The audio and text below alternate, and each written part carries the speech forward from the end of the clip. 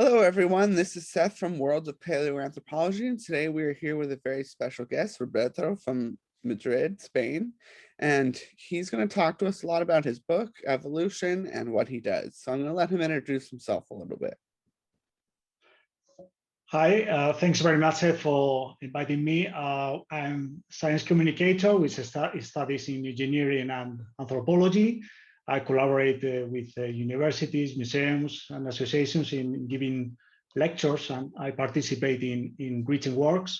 I have my own blog I created in 2014 called nutcrackerman.com, and there I post with a weekly basis the news on human evolution and my own thoughts on open discussions in this field.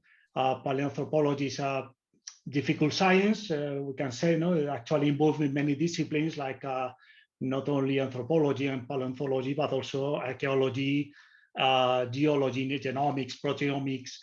So it's difficult to try to explain people and to make people understand, the general audience understand about this science, and that's why I try to make it very simple so that everybody can understand. And that's why I wrote a book in 2019, that one you said, Human Evolution, Prehistory and Origin of Compassion, where I express my ideas on human evolution from, let's say, a different angle, which is how our ancestors were carrying each other as a driver for evolution.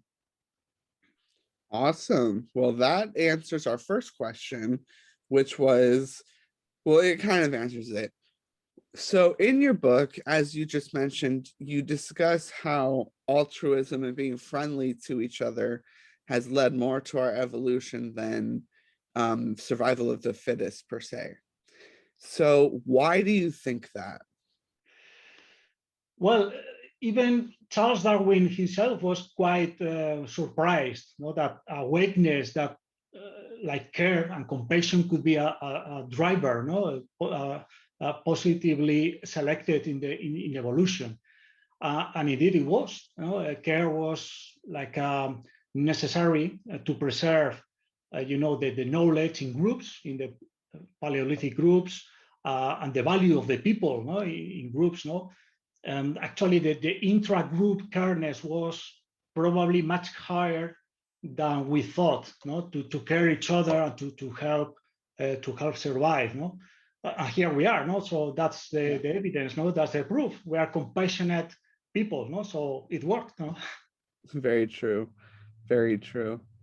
So how does our connection to other animals connect us to the natural world empathetically? That's interesting, because today we sometimes see the other animals like, the animals, but having other animals at our service is actually quite recent. I would say like 20 years for the first domesticated dogs, and we started then extensively dominating the natural resources only around 10,000 years ago. But before that, there is a long journey of 2 million years of evolution, where humans were no more than other animals, in nature. Another member of the ecosystems where we lived, competing with carnivores for herbivores, and with herbivores for other vegetable resources like seeds or tubers. So if we understand, I think, that if we understand that today we are just still another part of the nature, and nature can still control us somehow with natural means that also evolve, like viruses, so we can still be humble and care for others, for other animals, and for the resources we can use from the nature, to live ourselves in a sustainable manner. I think that's an amazing way to explain it, and I agree 100% that we're part of this world, and the sooner we acknowledge that, the easier things will be for not only us but all the other species on this planet. And we're the only ones who really have the power to make the changes that need to be changed. The armadillos aren't going to do it. So, Yeah. okay. We're talking about more paleoanthropology in general. I've asked this of a lot of the people I interview, and the answers vary. Where do you think the roots of our genus, the genus Homo, originated? That's a very complicated question. I think that is a question that has different answers depending on the decade you make the question. No? So actually, there is a sort of mantra that I have repeated for the last years, which is like everything is much older and more complex than we have thought. No? So, I mean, when we traditionally were considering Homo habilis or Homo rudolfensis, no, like a couple decades ago, as the first representatives of Homo, no, this was like destroyed. No, in 2013 we found materials as old as 2.8 million years. No, the Lady mandible, which is really really old. No, and some other materials of between 2.3 2.5 million years ago. And that's only in East Africa, because in the meantime, we have another story to tell in South Africa, no? With the earliest Homo erectus representatives that can be around 2 million years ago, or even 2.2, no? So these are like, a few dispersed fossils, but the fossil record in this chronology is increasing a lot, no? Then between 1.5 and 2 million years ago, we find a really increasing fossil record of Homo, as well as, I would say, an extensive use of technology, no, mainly lithic tools, no. But more interestingly, I would say that very soon, relatively speaking, they started to expand throughout Asia, no, until reaching the southeast islands of Asia, like Java, 1.5 million years ago, and that's that's really incredible to me. Right, definitely. I mean, making it into the Indonesian islands was definitely something I think no one expected, except I can't remember his name right now. It's early in the morning and I'm pretty tired. I can't remember his name, but the gentleman who discovered Java Man. Eugene Dubois in 1891. Yes. Eugene Dubois. Yeah. Besides him, I don't think people expected to find much in Indonesia. And then, what do we find? We find a lot. And it just goes to show how, as a species and as a genus, we've really progressed and have conquered basically all 7 continents. And it really just goes to show. Now, rewinding a bit and going back to empathy and love, is there a way in which you can see this in the fossils, or is it completely interpretive? Good question, because yeah, of course, no love or empathy or compassion of care, they don't fossilize. No, yeah, you're right. So there is let me tell a precious example in Atapuerca.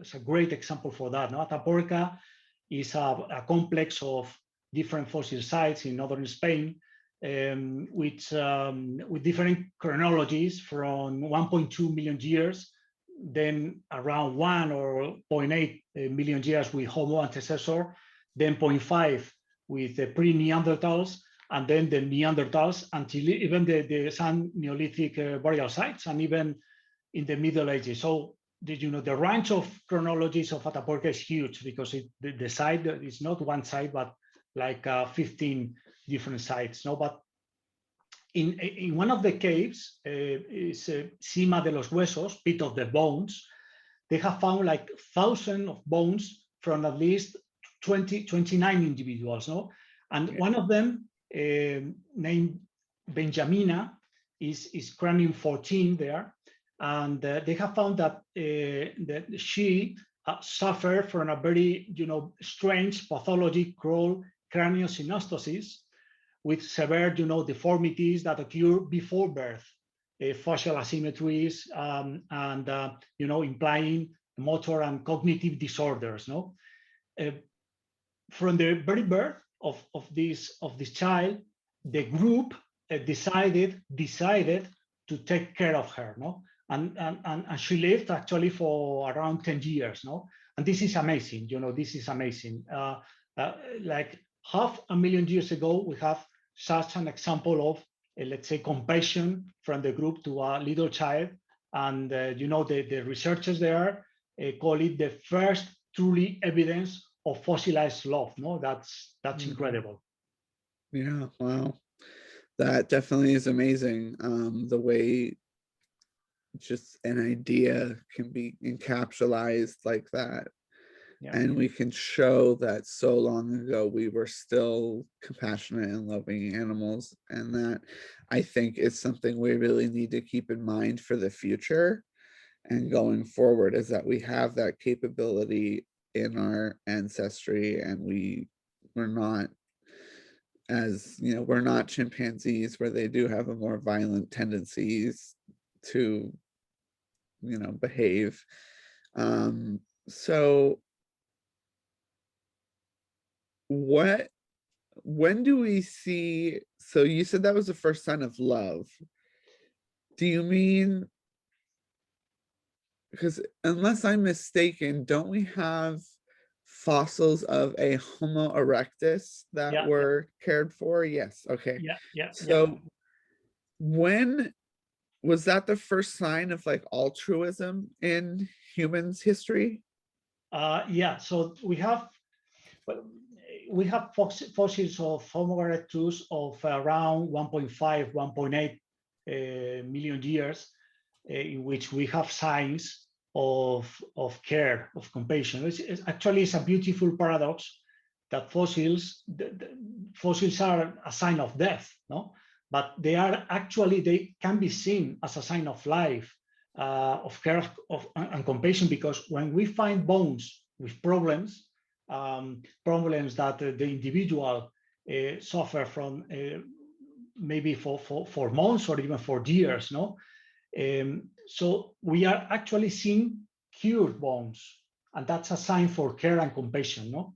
So you have in Africa, you have the individual ER 1808, that's a female Homo erectus in Tucana with severe problems in her limb bones, showing strong limitations for movement and a truly need for care. No, that's a very clear example. 1.6 million years ago. You have another one in Dmanisi, in today's Georgia, the cranium 4. This shows a complete mandibular bone reabsorption, which would imply that this human needed to be fed, no, with some pre-processed foods, no, or even the famous Turkana child, one of the oldest human skeletons preserved, almost, I would say, 80 or 90% preserved, and this has 1.5 million years. This child suffered from, horrible pains in his back and maybe temporary limitations to move. No, these are, for example, 3 individuals between 1.5, 1.8 million years that required the help from the group. No, so at the end, what you have is when modern humans, because modern humans is much later, is Homo sapiens. When humans, those hominins, Homo erectus, developed modern behaviors, the behaviors were modern, like, in their diet or in their social organization to hunt or to process animals, or in the manufacturing of complex tools for the daily life, they also started to develop other complex behaviors like care of compassion. No, so it's everything. We need to see everything as a package. No, and that's the point, I think.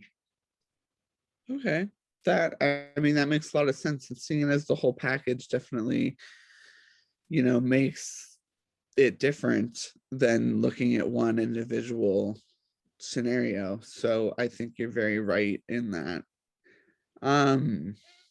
So this brings us to a theory that a lot of people still believe in, and an idea that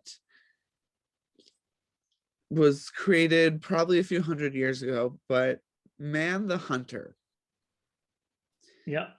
This idea that the man, the bulky, the individual males would be hunters while the women were gatherers. Yeah. Do we actually have evidence of that? Or do we have an intersectionality? That's a good point, and it's very relevant in this year, and we have news about it, and this is an open discussion. So since the 60s, where when it exploded, no, and there are some open questions, still open questions, like how central was hunting in human development, or how much is the implication of hunting in men or in women, no. We have recently known about an Andean burial site with a female skeleton associated with hunting tools. The chronology was I think 9,000 years, so it's quite recent, no? And 10 other sites with male and females hunters in parity, no? That's very interesting, to keep the discussion open about this man the hunter hypothesis, no. Right. I think we are enriching our knowledge, and that's great, no. That's the great news. Of course, the human groups in the Paleolithic were doing, and sure they were doing their best to survive and to progress and to develop. And questions like gender differences, of course, they didn't exist, no. That's something more that started in the Neolithic with rules on social organization, property of resources, and so on. But we have still some discussions about this, and others said about the violence, no, the violence. I was mentioning an example in Atapuerca about the first evidence of fossilized love, but Atapuerca, in the same site, in the pit of the bones, we have also the first example of an individual there that was murdered, actually, no. So because they have found that the cranium of this individual was hit by purpose by that tool made by other human, probably, no. So that is all keeping that discussion open. I think that we need to see, we need to understand that in between groups, they had different competence, and probably sometimes they were aggressive to each other, no. Probably I will think that intra-group, the behavior, the showing abilities like compassion or care were more intra-group, and between groups that was a different story, probably like we see in today's primates, no, because competition, territorial competition is there, and we are social animals like great apes, and great apes, sometimes, for example, chimpanzees are very aggressive to defend their territories, no. So violence is there, yes, but at the end, our history, our human history is I would say, an history of compassion more than violence, no. And that's where we are here, no, with some exceptions, unfortunately. Exactly. So how does this compassion, I mean, you kind of explained it, but so we have this compassion, and we have this difference between us and the general animals of the world. And is it only human, or is it something we see in nature as well? Well, yeah, that's some controversial topic, because I would think it involves the own definition of compassion, no? So, of course, many other animals, they feel sad, or they feel a need of care for other group members when they have problems, no?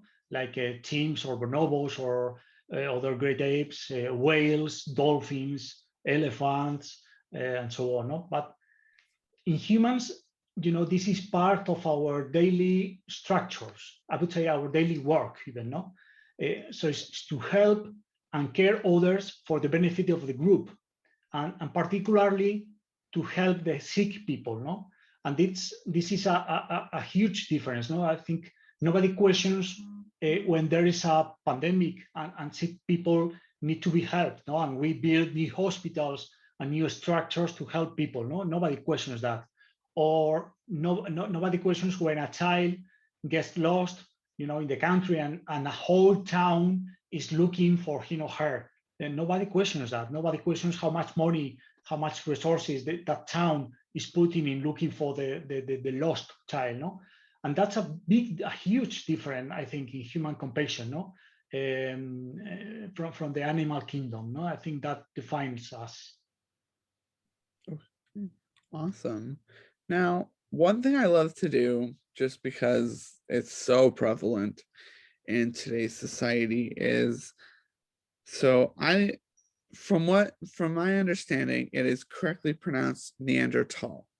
And what I like to do is, when we're talking about cavemen and, big hulking, like brutish, not intelligent beings, I call them Neanderthals.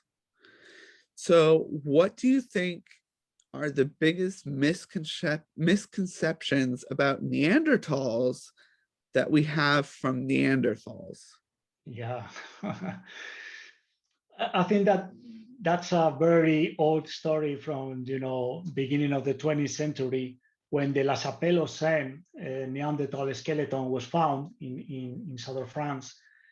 There was a huge misinterpretation that lasted for, half a century, I would say. Wow. And the many problems that this individual had in life, in the backbone, in the hip bones, the legs, the cranium, also with the mandibular bones reabsorbed, like the Homo erectus we were talking about.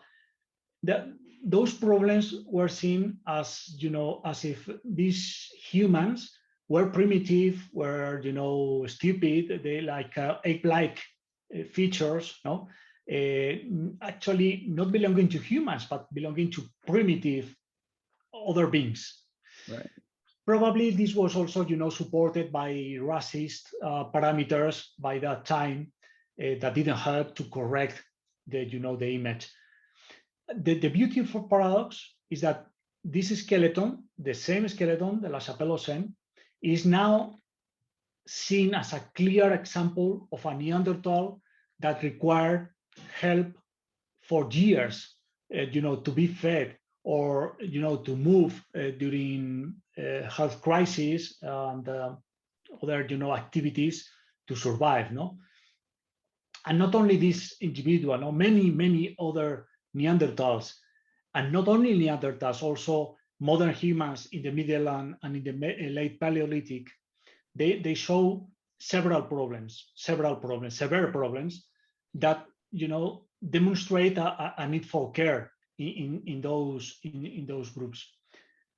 Let me highlight one thing. No, I think we don't need, or we must not see compassion as an individual thing. No, the importance of compassion is when you see that behavior as a group, because the group need to be readjusted. It needs to be readapted to care for that particular individual. Of course, when you see an accident, you stop the car and you try to help, no? And that's an individual action. But of course, that's compassion. But the compassion I'm talking about is, the adaptation of a whole group of maybe 20 individuals, in a hostile environment, just to take care of a child with problems, or an old man with problems to move, and they are constantly moving. They were constantly moving. That was their life, no? Yeah. So that readjustment of the group is hugely important to understand, how natural selection was positively acting for this particular behavior. as a group selection, no? And that's you know, the importance, I think, of comparison in prehistory. Okay, well, that makes a lot of sense. And I think you're definitely hitting the nail on the head with the role it plays and how it works. So in your book, which I haven't read yet because as listeners should know, it's not translated into English yet. But you only need an editor, right? Sorry? You only need an editor, right? An editor, yeah. I have So an editor in Chinese. In Chinese, it's been translated into Chinese, but not into English. So that's strange, but that is life. so if anyone's interested. So I haven't been able to read your book yet, but I know in your book you discuss something quite a lot called the human package. Yeah. What is the human package? Yeah, that's how I refer to the package of modern behaviors that we start to see in those, you know, individuals in those groups between 1.5, 2 million years ago. No, so we start to see, like 2 million years ago, changes in the organization, in their organization. For example, to travel long distances, to search for very specific raw materials, no, or maybe even exchanges between groups of material exchanges potentially, no. We start to see advanced cognition abilities to, for example, to carve bones, to produce a sophisticated tool that you have in mind, and this is very important, you have in mind before starting to actually hitting the stone, no? And you plan how to hit it overall, you know, over, like, for example, 70 times, 70 hits over the stone to produce what you have in mind. No? That is really important. Or we start to see that these complex abilities need to be learned from the group. You just not, you know, get born with that, with that capability, no? Mhm. So we start to see compassion to other members with difficulties, you know, in this package. You know, that's how I call it. No, I think we need to see everything like a package regarding this modern set of behaviors that we start to see very quickly. As I said, no, very quickly when our genus Homo developed around 2 million years ago. We start to see these representatives of our genus Homo outside Africa, and we have, you know, in the east of China, some tools in Shenzhen of 2.1 million years, which is amazing, completely amazing, 2.1 million years ago. And this is, of course, not something strange, but we start to see changes in the brains, you know, in the brain organization. How do we know that? Because, of course, the brain is a soft tissue, it doesn't preserve, Right. but we can, you know, try to reproduce the shape and the characteristics of the brain surface, but analyzing the interior surface of the skulls, and the skulls are very well preserved, no? So we start to see, for example, the development of the parietal lobes that are critical in the advanced cognitive abilities in these humans.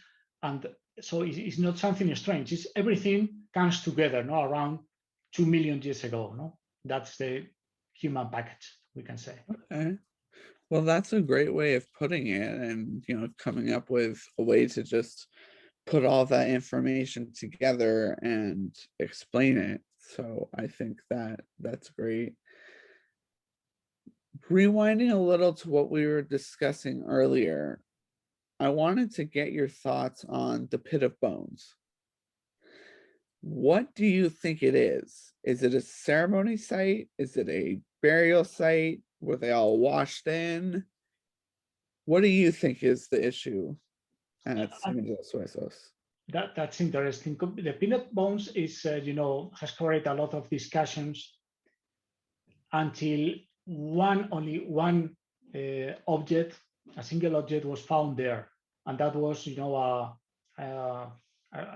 sort of a Chilean um, stone tool made of quartzite, a very strange, very rare in those mountains, in the Atapuerca mountains. So people were looking for that particular raw material in a very long distance, and you know, there is no other tool inside the cave. No, that is very important. So the how they carved it is like it's like perfect. This is a really beautiful material, and they do it perfectly. And they throw that, you know, tool inside the bone together with the rest of the bodies. No, and why did they do it? We cannot know, but this behavior was so, you know, the singularity of that behavior is what brings the hypothesis of being the first ritual or burial activity we have found in our fossil record. No, and this is 500,000 years ago. No, so this is the pit of the bones, and the rest of hypotheses, more or less, they have been, as I said, more or less discarded. You know, like washing bones, or because of the water, or the activity of carnivores. You know, the strongest one is the ritual or burial activity concerning this group of individuals. Wow. Okay. Well, that's, you know, very, that's just amazing that there's so many individuals in one area. And, you know, I thought when I first got into paleoanthropology, it was around 2013. So I was huge on Homo naledi. Like that was very big to me. And I thought, you know, like, wow, they've discovered like 15, 20 individuals. That's amazing, blah, blah, blah. But 29 in the pit of bones is just unbelievable. To have such a large collection of fossils in one locality is just so valuable. Yeah, absolutely, absolutely. And now another point is that they are discussing actually what species they represent, because for some years they were classified as Homo heidelbergensis. Mm. So, you know, suddenly the fossil record of Homo heidelbergensis was growing, you know, by 1,000 times or even more, no? Because it is you know, the aggregation of fossils, the richest in Europe. No, I think now it was removed, the classification to Homo heidelbergensis back in 2014,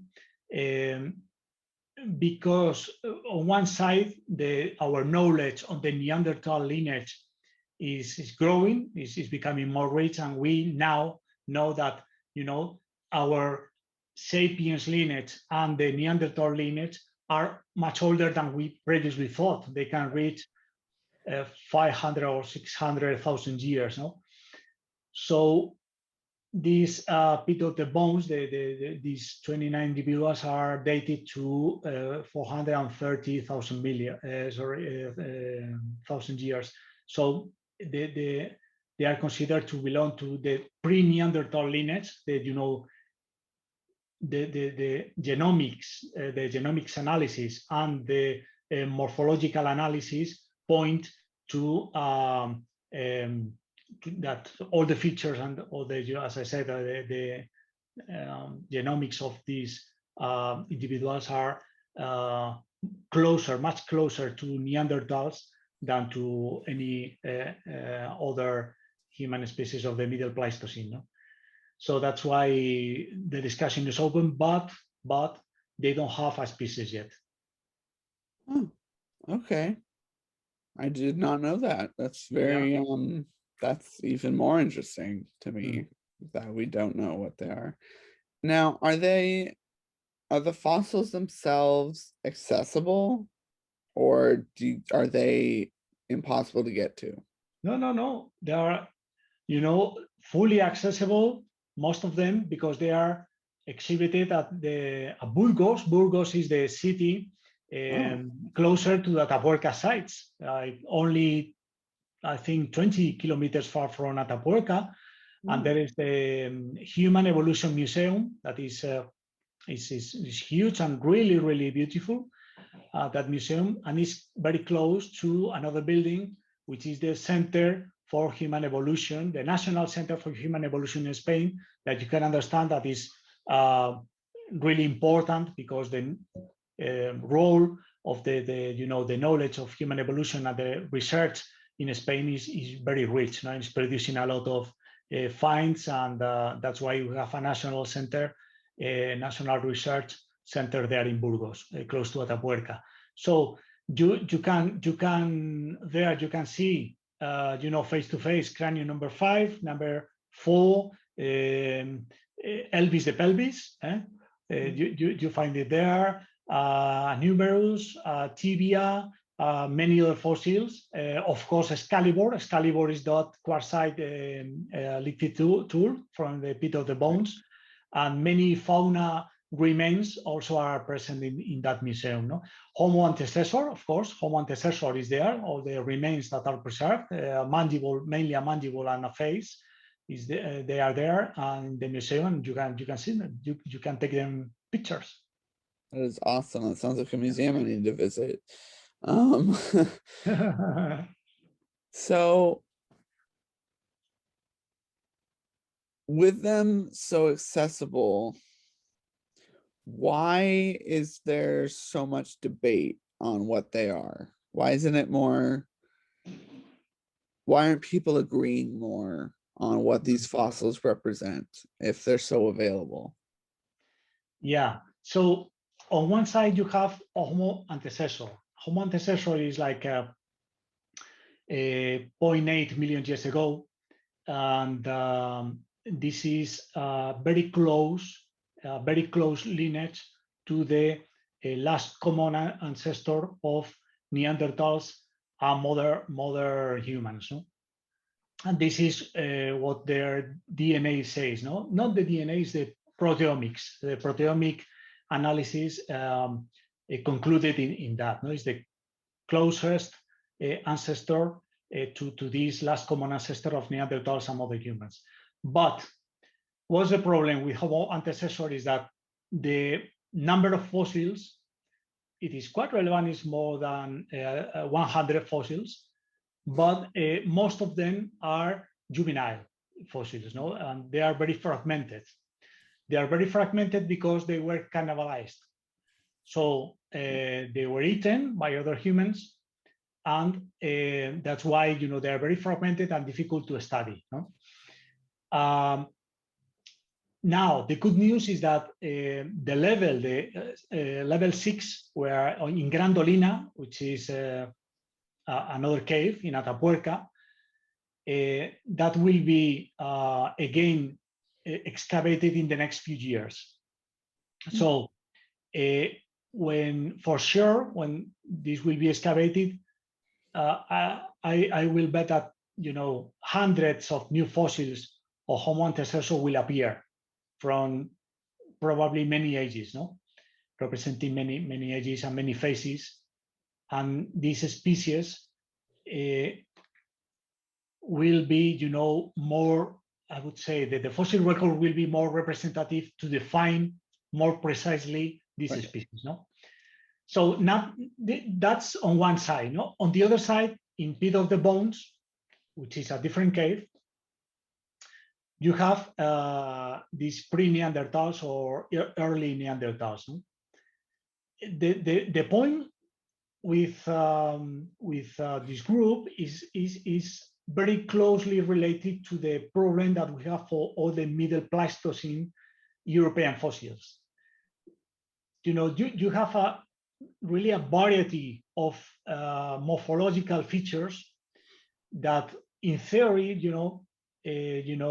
from a very overall perspective, you can maybe aggregate in two different assemblages. One very close to Neanderthal features, and another one with more primitive features, maybe closer to Homo erectus, maybe. But it's a mosaic, so it's not so pure. These two assemblages, no, it's not so easy. It's not so easy, and some fossils in the European Middle Pleistocene cannot be, classified either in one or another. So it's a really difficult problem, no? Why is happening that? No, in the Middle Pleistocene in Europe, you have, different climate cycles and very strong climate differences that we're making that we're provoking the extinction of some groups, and in the colder phases and in the warmer phases, some of the groups in the south were expanding again to the north and vice versa. No, so at the same time, other groups were coming, from Africa to Europe.